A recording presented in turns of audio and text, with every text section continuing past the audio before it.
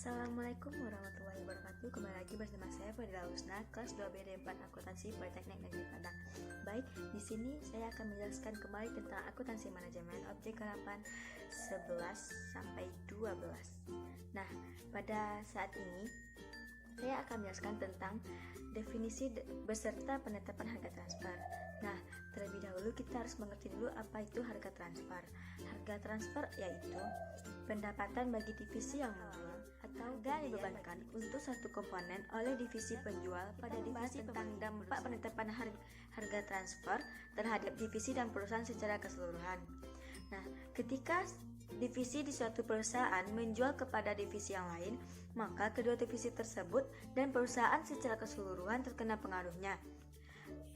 Harga yang dikenakan untuk barang yang ditransfer tersebut mempengaruhi biaya divisi pembeli dan pendapatan divisi penjual. Artinya, laba kedua divisi tersebut dipengaruhi oleh harga transfer. Nah, untuk lebih jelasnya, mari kita lihat penjelasannya. Berikut ini adalah dampak penetapan harga transfer bagi divisi dan perusahaan. Di sini terdapat dua divisi, yaitu divisi A dan divisi B. Divisi A memproduksi komponen dan mentransferkannya ke C dengan harga transfer Rp30.000. Sedangkan divisi B membeli komponen A dengan harga transfer Rp30.000 per unit dan menggunakan itu untuk memproduksi produk akhir. Di sini divisi A berdampak meningkatkan laba bersih dan meningkatkan ROI. Sedangkan divisi B berdampak menurunkan laba bersih dan menurunkan ROI. Nah, kita lanjut kepada pembahasan yang kedua, yaitu kebijakan penetapan harga transfer. Dalam penyusunan sebuah kebijakan penetapan harga transfer, kedua pandangan dari divisi penjual dan divisi pembeli barang dipertimbangkan.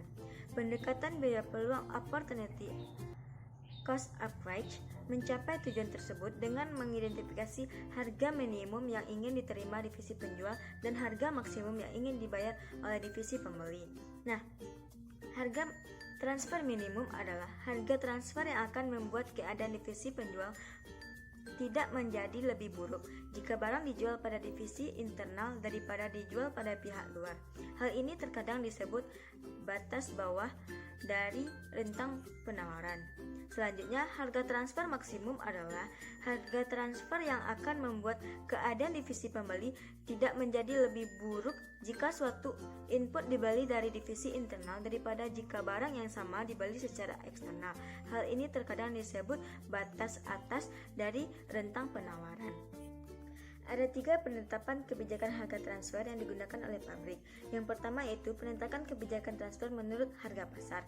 Harga pasar adalah pendekatan terbaik untuk penetapan harga transfer karena divisi penjual mampu menjual produknya pada harga pasar, transfer internal pada harga yang lebih rendah dari harga pasar atau mengakibatkan divisi tersebut merugi. Divisi pembeli yang selalu mampu membeli barang pada harga pasar mungkin juga tidak akan bersedia membayar lebih tinggi dari harga pasar untuk barang yang ditransfer secara internal. Nah, selanjutnya kita lanjut kepada pembahasan kebijakan transfer menurut harga transfer berdasarkan biaya. Harga pasar luar kerap tidak tersedia. Hal tersebut bisa terjadi karena produk yang akan ditransfer menggunakan desain hak paten yang dimiliki perusahaan Indo. Dalam hal ini, perusahaan bisa menggunakan pendekatan penetapan harga transfer berdasarkan biaya. Sebagai contohnya, mari kita lihat penjelasannya. Nah, untuk pendekatan biaya di sini kita menggunakan dua divisi, yaitu divisi matras dan divisi matras. Divisi matras akan membebankan biaya penuh dari matras tersebut.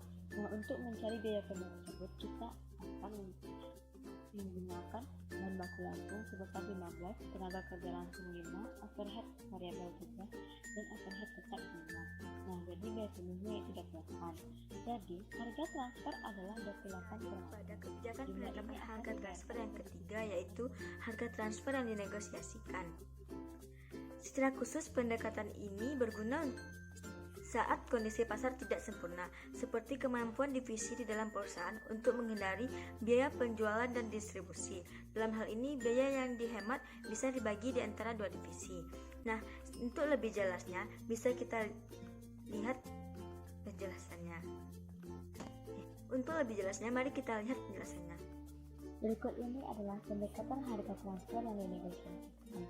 Dengan menggunakan contoh divisi matras dan furnitur, anggaplah matras untuk tempat tidur lipat biasanya dijual harga Rp50.000 dan biaya panennya adalah Rp20.000.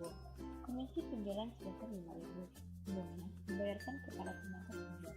Nah, di sini harga transfer minimum yaitu Rp45.000 didapat dari harga jual dikurangi dengan komisi penjualan, yaitu Rp50.000 dikurang Rp5.000. Sedangkan harga transfer maksimum yaitu Rp50.000 sama dengan harga jual sekarang.